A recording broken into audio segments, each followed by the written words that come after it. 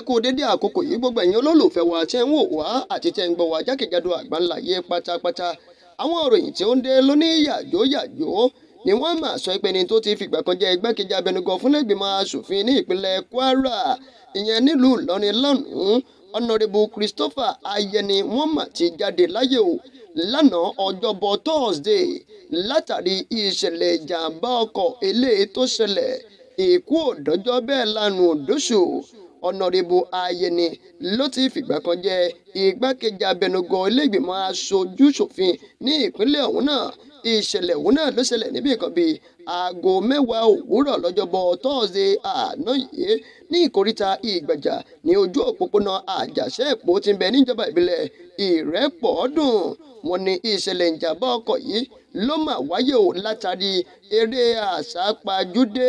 Ìròyìn ọ̀hún náà fìdí ẹ̀ múlẹ̀ látọwọ́ ẹni tó jẹ́ alukoro fún ẹ̀ṣọ́ aláàbò ojú òpópónà ti ìjọba àpapọ̀ orílẹ̀-èdè Nàìjíríà ẹ̀ka ti ìpínlẹ̀ Kwara ọ̀hún náà èèyàn Báṣámbọ̀ Ọláyínká. Wọ́n ní ìṣẹ̀lẹ̀ ọ̀hún náà ló ṣẹlẹ̀ lọ́jọ́bọ̀ Thursday tí àwọn márùn-ún míì tí wọ́n farapa yánnayànna kó tó di wípé Honourable Ayẹni wọ́n jáde láyé látàrí ìṣẹ̀lẹ̀ ọ̀hún náà. Wọ́n pawọ́pọ̀ pẹ̀lú iléeṣẹ́ ọlọ́pàá ẹ̀ka ti agbègbè Àjàṣẹ́-Èkó ọ̀hún náà láti gbé ìròyìn ọ̀hún náà jáde. Wọ́n ní Honourable Ayẹni ni wọ́n jẹ́ ìkan lára àwọn adíjedupò lábẹ́ àsíá ẹgbẹ́ òṣèlú PDP lọ́dún 2023 sí ilé-ìgbìmọ̀ aṣojú-ṣòfin lórílẹ̀‐èdè wa Nàìjíríà nílùú Àbújá kó tó di wípé wọ́n di gbàdàgbọ́n wọ́n wá darapọ̀ mọ́ ẹgbẹ́ òṣèlú APC. Ẹni tó wá jẹ́ alága fún ẹgbẹ́ òṣèlú APC ní ìpínlẹ̀ Kwara ọ̀hún náà ẹ̀yún ọmọọba Sunday Fágbèmí òun náà ló ti fi àìdùnnú rẹ̀ wọ̀n lórí ìṣẹ̀lẹ̀ yìí o. ìyún Honourable Christopher Túnjí Ayẹni tí ọ̀pọ̀lọpọ̀ àwọn èèyàn tí wọ́n ń pè ní City Ayẹni tí wọ́n sì sọ wípé ọ̀fọ̀ ńlá mà ló ṣẹ̀ ò ní ìpínlẹ̀ Kwara nítorí wípé àwọn ti ní ìgbàgbọ́ àti ìrètí lórí Honourable Christopher Túnjí yìí o bí wọ́n ṣe darapọ̀ mọ́ ẹgbẹ́ òṣèlú APC. Ọ̀pọ̀lọpọ̀ àwọn ènìyàn náà ni wọ́n bẹ̀rẹ̀ sí ní kọminú bẹ́ẹ̀ sì rí ni wọ́n sọ pé irú ìṣẹ̀lẹ̀ yìí ló bá ní nínú jẹ́ lára wọn. Òun náà ni ẹni tó jẹ́ olùdámọ̀ràn pàtàkì sí ẹni tó jẹ́ gómìnà ní ìpínlẹ̀ ọ̀hún náà lórí ọ̀rọ̀ tó ní ṣe pẹ̀lú ètò ọ̀gbìn, akọ̀wé fún ẹgbẹ́ òṣèlú APC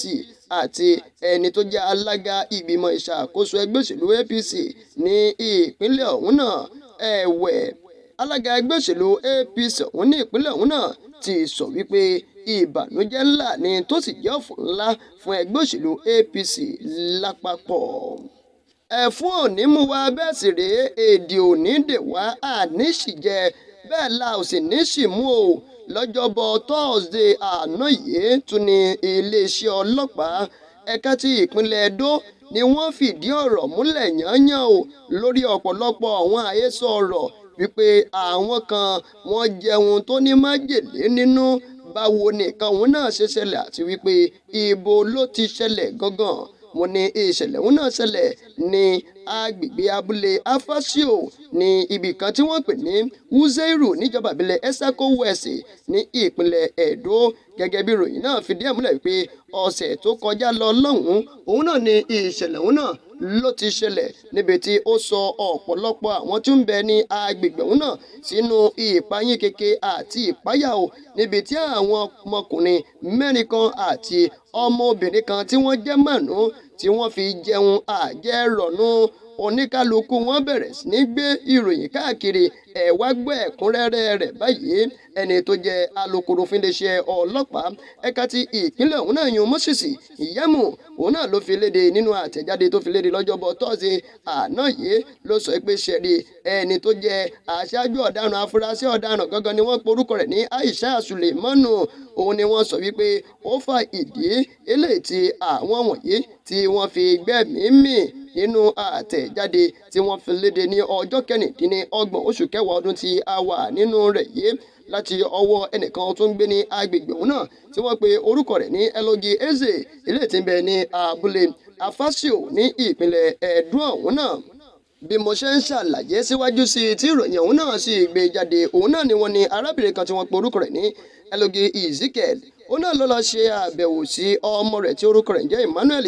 Elogi tí ó jẹ́ ẹni ọdún mọ́kàndínlógún ìyún 19 years nígbà tó máa débẹ̀ òun náà ni ó bá òkú ọmọ rẹ̀ níbẹ̀ o. Ó máa kúrò nínú ilé tí ọmọ rẹ̀ tó ń sùn ni ó máa wọ àwọn àárín gbùngbùn inú ilé ló tún bá ọ̀rẹ́ ọmọ rẹ̀ tí orúkọ rẹ̀ ń jẹ́ Nurudeen ló tún bá òkú míì nílẹ̀ nígbà tó tún máa wọnú yàrá míì. Kódà ni wọ́n tún bá ọ̀rẹ́ ọmọ rẹ̀ kan tó orúkọ rẹ̀ ń jẹ́ Ada Samuel àti ìyàwó ìbìnrin rẹ̀ àti ọ̀rẹ́bìnrin rẹ̀ tí wọ́n bá òkú wọn lórí bẹ́ẹ̀dì. Ó jẹ́ àwọn márùn-ún ọ̀tọ̀ọ̀tọ̀ kó tó di wípé wọ́n gbé ìròyìn ọ̀hún náà wá fún iléeṣẹ́ ọlọ́pàá. Wọ́n ní wọ́n gbé wọn lóní dìgbàdìgbà ní ọjọ́ 29 oṣù tí a lò kọjá yìí ìyẹn oṣù kẹwàá ọdún 2024 tí wọ́n gbé wọn lọ sí ilé ìwòsàn kó tó di wípé ẹni tó wà ní ẹnu iṣẹ́ lásìkò ọ̀hún náà ní ilé ìwòsàn ìyẹn àwọn dókítà tí wọ́n ní wọ́n gbé wọn wá lókù ní ìyẹn brought in dead. Lẹ́yìn ọ̀pọ̀lọpọ̀ ìwádìí àti àwọn ẹ̀rí lẹ́nu àwọn èèyàn ni wọ́n sọ wípé ọmọdébìnrin kan tí orúkọ rẹ̀ ń jẹ́ Aisha Sulemanu ẹni ọdún 16 years òun gangan ló pa ọ̀pọ̀lọpọ̀ àwọn ọmọ yìí o tó pa àwọn márààrún yìí látàrí oúnjẹ eléyìí tó sè fún wọn tó sì fi májèlé sí ẹni tó jẹ́ kọmíṣánná ọlọ́pàá